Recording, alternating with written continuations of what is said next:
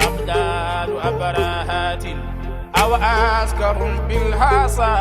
من راحتي رومي نبذا به بعد تسبيه ببطنهما نبذ المسبيه من أحشاء ملتقيم مولاي صل وسلم دائما أبدا على حبيبك خير الخلق كلهم صل وسلم دائما أبدا. بسم الله وبه نستعين والصلاة والسلام على سيدنا محمد وعلى الذين قيل في حقهم واخلص لآل محمد حبا ترى عين الهدى في حب آل محمد. أما المشرف لا تفي لجبهم ببلا جنفون إسلامي كفولين. السلام عليكم ورحمة الله تعالى وبركاته. أنسينا كنا نيونسرو أنغا جموكا كنا جموكا من شرف لا دماء أتاكو تان أني سبنا بي أني أنكر موبي نيون في حلبي نوي الشيخ أبو جعفر محمد جباتي أمي شرفوك دوكونو دومي كديني دوبي دومي كبوني دوبي دومي سانغورتالينو كتمي دوبي لا جنيكا أمي أنكر موبي بسم الله ينعم دبركونا مفو. السلام عليكم ورحمة الله تعالى وبركاته. وعليكم السلام ورحمة الله تعالى وبركاته. أبو جعفر أنا جمكان تمنون أنتم مكما إمام حسينك أنكم نكو في علي بن أبي طالب الحسن أنتم لنا حسين لا أني دفو حسين لا أنا فنيا فتوى فين دول فوق موها كلي جينو سنونا نينما وابتسي كفا أبما دوير ما تكابي فو بي أمي أكون لها ينفع نينغ الفلو من كلا وي إمام حسين يري أيدون سروا. بسم الله الرحمن الرحيم. نعم. الحمد لله رب العالمين. اللهم صل على سيدنا ونبينا محمد. نعم. وعلى آله الأطهار وأصحاب الأخيار. نعم. صلاة عبد مفلس من عمل الفلاح فلاذ بمولاه والسراح. نعم. أنا فوليني ولا يماندو وببلا جلين. نعم. كدويني بفه كدوي كبي نوي. السلام عليكم ورحمة الله تعالى وبركاته. عليكم السلام ورحمة الله تعالى وبركاته. وما توفيقي إلا بالله عليه توكلت وإليه أنيب. نعم. قال رب اشرح لي صدري ويسر لي أمري واحلل عقدة من لساني يفقهوا قولي. نعم. أبو زهراء الحمد لله. نعم.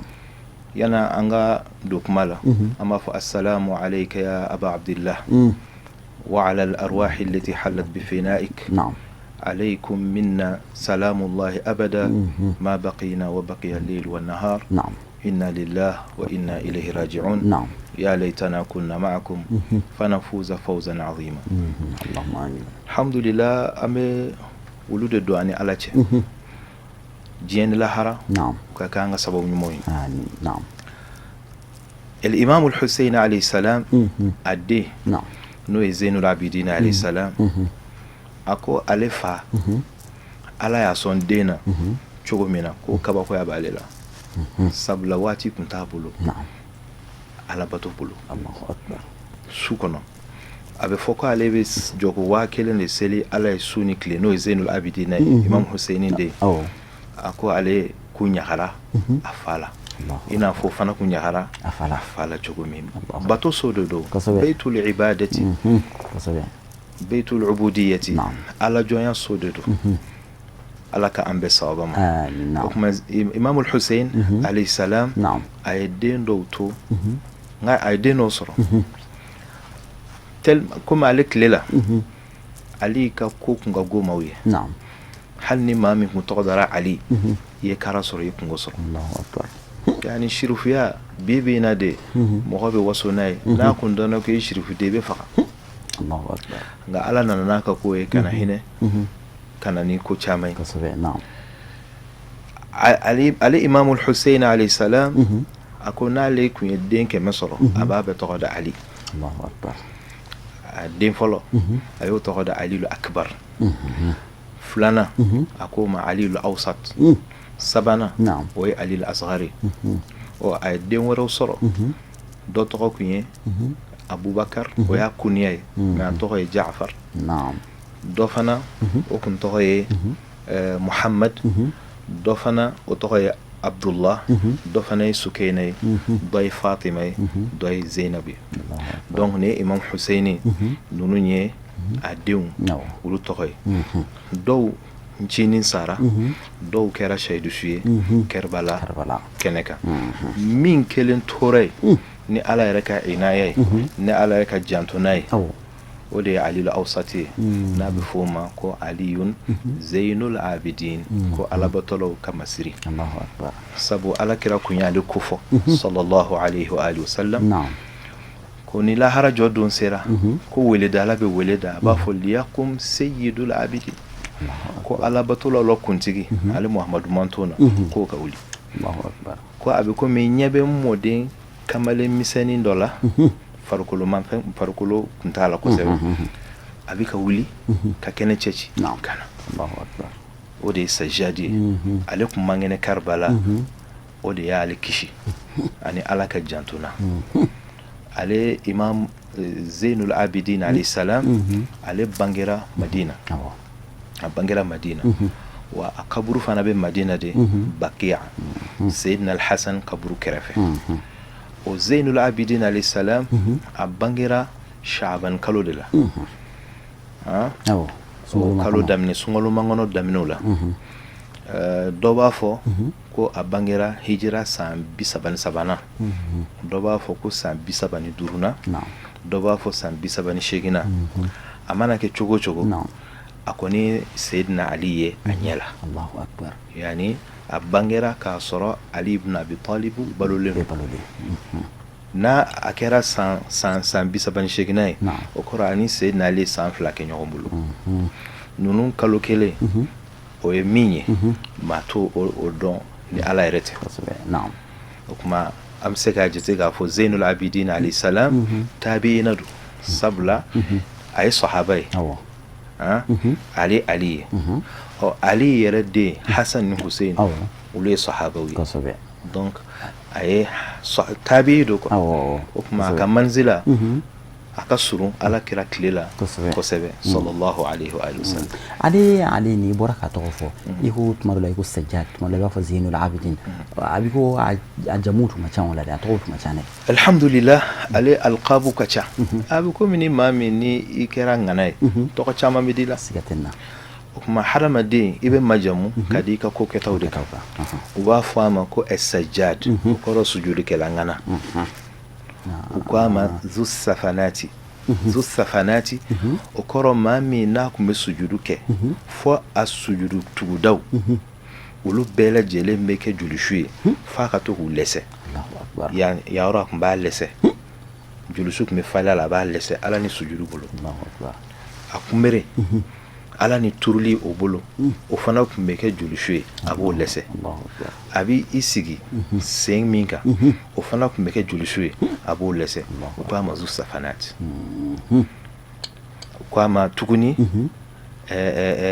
Zeynul Abidin alabatolaw la masiri yani i mana alabato cogo cogo i b'a ye k'a fɔ Imam Sajjad alayhi salam ni zikiru do o ŋana do ni kuranɛ kalan do o ŋana do ni nafila do o ŋana do ni saraka di do sun do a ye a bɛɛ lajɛlen champion de yani maire do a bɛɛ lajɛlen na salamullahi alayhi an y'a fɔ an ka baro da tɛmɛna yɛrɛ Ala ye maaba fɛn fɛn bange a ye bonya dɔ k'u ye n'a fɔ dɔnnikɛlaw b'a to ni Ala ye mu'jiza kɛ nabiɲumanw ye a ka maaba a ka waliyu a bɛ karama kɛ olu ye Ala ye koba jumɛn kɛ Zeynul Abidin min ma kɛ différence ye a n'a tilelamɔgɔw ni ɲɔgɔn cɛ Al-Imam Sajjad alayhi salam Ala ye karama caman de kɛ a ka karama a dɔ ye min ye don dɔ la a bɛ ka taa tawafu la masakɛ somɔgɔ dɔ tun bɛ dɔw fɔ masakɛ yɛrɛ a bɛ ka taa mɔgɔw bɛ kɛnɛ fara masakɛw ye nka garde corps t'ale bolo Ala ye haiba min bila a la ani a bɔkolo sanumanw kama nɔrɔ min b'a la jama bɛ ka kɛnɛ bila ye masakɛ keleyara a ko nin ye jɔn ye nin ye mɔgɔ fasɔn jumɛn ale olu masakɛw fo mɔgɔw ka mankan ci mais nin bɛ na bɛɛ bɛ sira bila ko nin ye jɔn ye o y'a sɔrɔ ŋarakɛ dɔ bɛ yen ko Farazdak o ko e tɛ nin dɔn Ala y'o nɛnɛ bila Ruhul Qudus tant k'i bɛ Ahlul Baytu dɛmɛ ala be aka ni sanuma la kuma inenga kosɛbɛ ina fɔ ala kira yo fɔ aka ngara ke Hassan bin Thabit naam donc i connecte la doro ulu yɛrɛ de bi la kuma siga foyi tɛ na naam ulu de bi la kuma hubbukum wa antaqani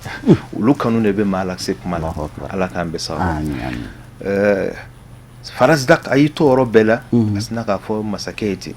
amma sira mafui ako hadha alladhi ta'rifu al-batha wa ta'atuhu ako nin tamayro kuma kan bebendo Allahu akbar ako hillu ben yorodo haramu ben yorodo hadha ibnu an-nabi nitinindo na'am nini nabiyuman denye in kunta jahila na'am nini Fatima denye ninde taqiyi koroji ala insiran jone ne ninde alamu ninde tamashin repere nan tunna dina la amina ne Allahu akbar ako qur'ana jigina nde kaso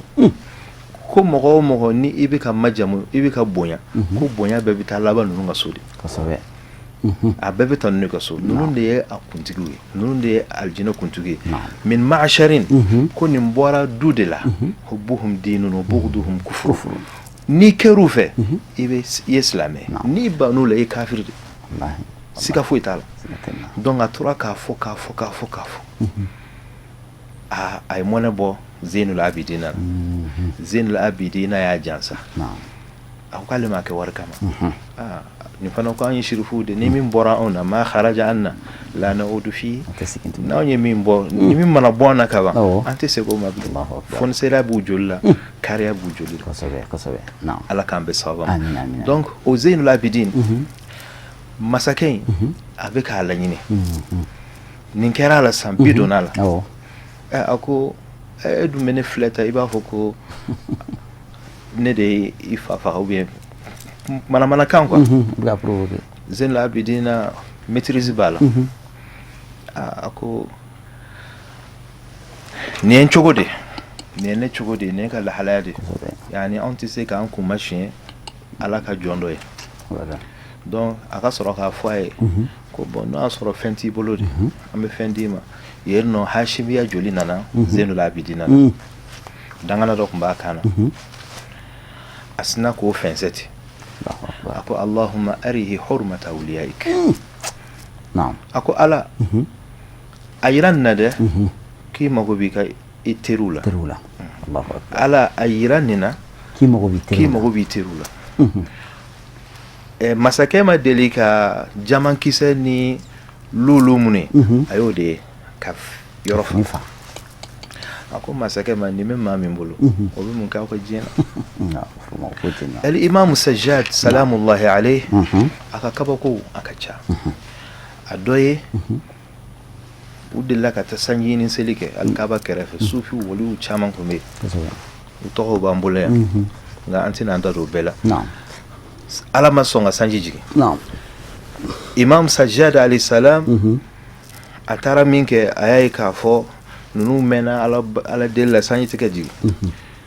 we imam Zainul Abidin la somi ko nunu mena khalwala de ko jiti kaji imam Seruma ayuta utoma ako ya Malik ibn Dinar o sufi bay ala jondo Musa Jawbala mais ala fega do de ka kaba ko ira ako ya Thabit al-Banani abu tawtoma kelengel bafo ako ama minkum ahadun yuhibbuhu Allah ar-Rahman ko yala ma tawcha la ala be mami fa Allahu akbar yani ala be ke ma fe ma be ka ala fe nga ala ka ke mo fe daraja odedo ko an koni hakilla on be ala fe ako anga deli chuko ma anya deli ko jo jabi ala de bolo imam Sajjad ko ibadu anil Kaaba kwa ya horma jal kabala ma kana na foko au hormadu yani aka donga fo kira joli wode bina ko kessa kasabe mu'mina lu yorma janya imam Sajjad alayhi salam ama do janga ko ako bi hubbika li illa ma asqaytahumul ghais Allahu akbar naam discours jante ako bi hubbika li akamemma wado ako bihubbika li ako ala ne ebe ne fɛ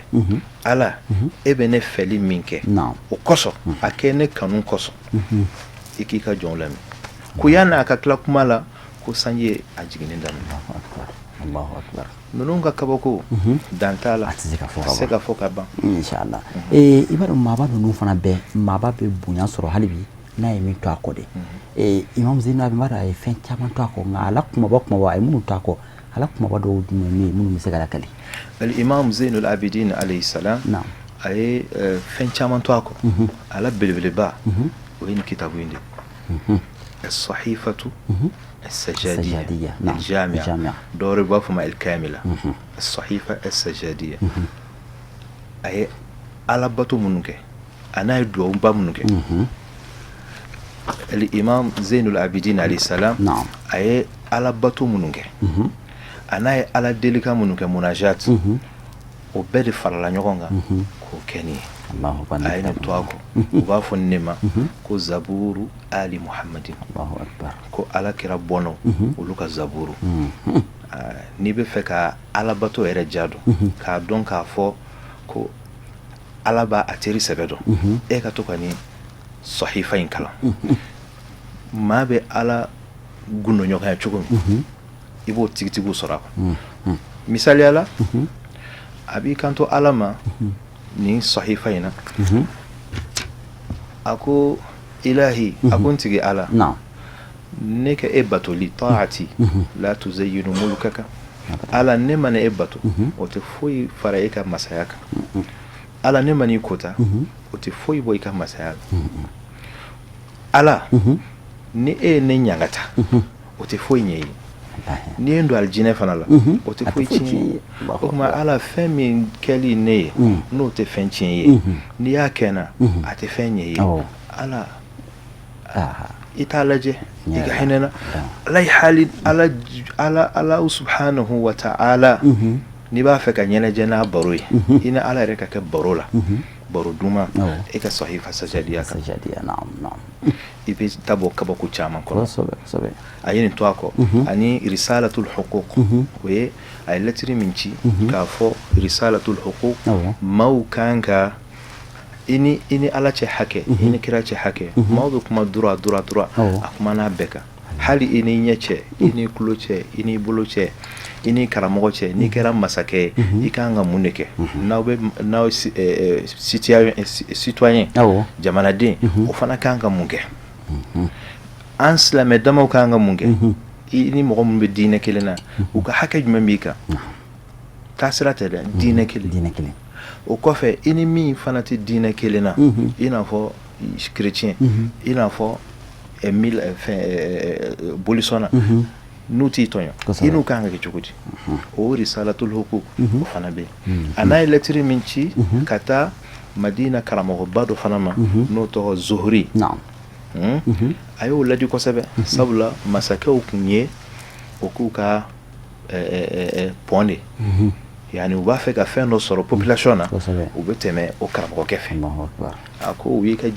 ka dine boshi ube min dima diɲɛ nafolo la ko ka dɔgɔ ye min tigɛ i kunna donc o wasiya in n'ala sɔnna an ka sigi wɛrɛ la ka kan risalatu sajadi la zuhri sajad a ye risalati min ci zuhri ma an ka kalan k'a kɔrɔfɔ n'ala ka diɲɛ inshallah. Sheikh n'an fɛ ka ɲininkali laban min kɛ o ye tuma dɔ la shi'aw bɛ la gosi ni sahaba nɛni ye ninnu ye shi'aw ka kitabu minnu dɔnnen don i b'a fɔ shi'aw ka duwawu la kunutu la k'u bɛ sahabaw danga kitabu in ye shi'aw ka kitabu la belebele dɔ ka duwawu kitabu la belebele dɔ ye sajadiya yala o dɔ bɛ nin kɔnɔna la wa. اللهم صل على محمد وعلى وسلم على كان بصواب نعم في كل قوم سفهاؤهم وحكماؤهم نعم جماكلو تشينكلو بالا جماكلو كودونو بالا جماكلو على جو وبدو انفلترو لا ولوكا سيكا كيف كلا ambe mi London mɔgɔ dɔw sigilen don Shia dɔw sigilen don London dɔw sigilen don Amérique minnu bɛ sahaba dɔw ta u tɔgɔ ma k'u danga k'u neni o m'o ye Shiaw ka kitabu si la Ahlul Bayt ka duwawu b'an bolo ka kunutu b'an bolo a t'a la an ye nin min fɔ Sajjad Hussein fagara ale ɲɛna ale kun kɛra hali a tɛ se ka mɔgɔ ye ka sɛ faga n'a ma kasi a ɲɛji tɛ jɔ ale ye duwawu babu dɔ de bɛ yen o kɛrɛnkɛrɛnlen don ka duwawu kɛ nabiyuman o nabiyuman tɛmɛna u jɛɲɔgɔnw bɛɛ ye ka tila ka duwawu kɛ ala kɛra Muhamadu ka sahabaw ye kɛrɛnkɛrɛnnen la a duwawu bɛ yen ko du'auhu fi salati ala atba'i rusuli wa musaddiqihim maa minnu ye kiraw tiɲɛtigiya a duwawu kɔnɔ a b'a fɔ Allahumma n tigi ala a bɛna sahabaw ta tɔgɔ ma wa salli a ko n b'a deli fɛ i ka salli kɛ wa ashaba Muhammadin khasatan Muhammad jɛɲɔgɔnw kɛrɛnkɛrɛnnen la alladhina ahsanu sahabata minnu ye kira jɛɲɔgɔnya kɛ ka ɲɛ walladhina ablaw albala alhasana fi nasrihi kira dɛmɛni kama u ye tɔɔrɔ bɛɛ sɔrɔ وكانفوه وأسرعوا إلى وفادته وسابقوا إلى دعوته واستجابوا له حيث أسمعهم حجة رسالته وفارقوا الأزواج والأولاد في إظهار كلمته أبدوك كدوك منو ناصر ويكا دوكوتوين كوكا نفولو دو أدافع كاكو چامان چامان كي أكو وأرضهم من رضوانك وبما حاشوا الخلق عليك وكانوا مع رسولك دعاة لك إليك دونك دوين كجا نعم أقول بمامنا ni cin na de ye glani kala de I b'a fɔ anw b'a dɔn kɔni k'a fɔ Shiaw ka imamu bɛ duwawu kɛ sahabaw de nka karisa ni karisa ye dangani min kɛ anw m'o ye imamu ka duwawu kitabu la o kuma na u y'a bɔ min u y'a bɔ yɔrɔ min pétrole nafolo a diɲɛ kanu o de y'u bila la ala ka an kisi ka bɔ fitna ma ala k'an bɛɛ sababa ma bijahi nabi sallallahu alaihi wasallam waati na cogoya kɔnɔ dakuruɲɛ laban jumɛn b'i bolo bon alhamdulilahi rabbil alamin dakuruɲɛ laban b'an bolo komi an y'a ye k'a fɔ shirifula u kɛlen don ka don tila an y'a ye k'a fɔ dɔw ye alakira yɛrɛ ta ta n'o ye Sheikh Usman Madani Haidara yɛrɛ ka fara Fatima Zahra Fatima yota Ali ibn Abi Talib Zahra yota Hassan Halima yota Hussein Aisha yota Zainul Abidina o fana to ɲɛna fina dɛ Baqiru bɛ yen ala k'an bɛɛ sababa ma denw fana k'o ta Ansari yɛrɛ fana ka u lajɛ denw yɛrɛ fana bɛ olu yɛrɛ fana bɛ se ka dɛmɛbagaw yɛrɛ k'a lajɛ ala ka sababu ɲuman kɛ Zainul Abidina bonya kama ala ka Mali taa ɲɛ ala ka silamɛw taa ɲɛ an bɛ fitina min na ala k'an bɔ a kɔnɔ ala k'an kanu don ɲɔgɔn na ala ka wasa d'an ma shirifula ala ka a yiriwa a kanuba diɲɛ fan bɛɛ lajɛlen fɛ ala ka an n'u bɛɛ lajɛlen dɛmɛ ala ka an sɔn an jigi bɛ an sɔn ka yɔrɔ min an n'an jigi ta ka yɔrɔ min ala ka ala kira ka somɔgɔw ka jogo ala k'o kolokolo an na an ka lahalaya bɛɛ la wa sallallahu ala Muhammad wa alihi wa sallam wassalamu alaikum an bɛ an karamɔgɔ Abu Ja'far Muhamad Jabate fo ka waleɲuman dɔn ka nin walanda nafama ninnu na ka kuma ye kira somɔgɔw kan u ka samantiya u ka danŋɛnɛyaw u ka dɔfɔw n'u y'u ka tariku ye ani u ka bangeliw n'u ka fatuliw i bɛ ka jɔyɔrɔ min ta silamɛw ye maaw bɛ ka nafa sɔrɔ ala kosɛbɛ an bɛ i fo k'i waleɲuman dɔn duwawu minnu kɛra ka duwawu kɛ i yɛrɛ ka tila ka duwawu ɲini i fɛ ka segin k'an filɛbagaw fana fo k'u waleɲuman dɔn minnu ye jɛmukan in kanu ni jɛmukan in ka d'u ye ni jɛmukan in tɛ tɛmɛ u kan waati si la jamana in kɔnɔ ani jamana in kɔ kan an bɛ duwawu kɛ aw bɛɛ lajɛlen an bɛ duwawu ɲini aw fɛ an bɛ Alahu taala deli ala ka sigida nataw jira an n'aw fana na wa akhiru da'wana alhamdulillahi rabbil alamin wassalamu alaikum wa rahmatullahi ta'ala wa barakatuhu كأنهم هربا أبدال أبراهات أو عسكر بالحصى من راحتي رومي نبذا به بعد تأسيه ببطنهما نبذ المسبيه من أحشاء ملتقيم مولاي صل وسلم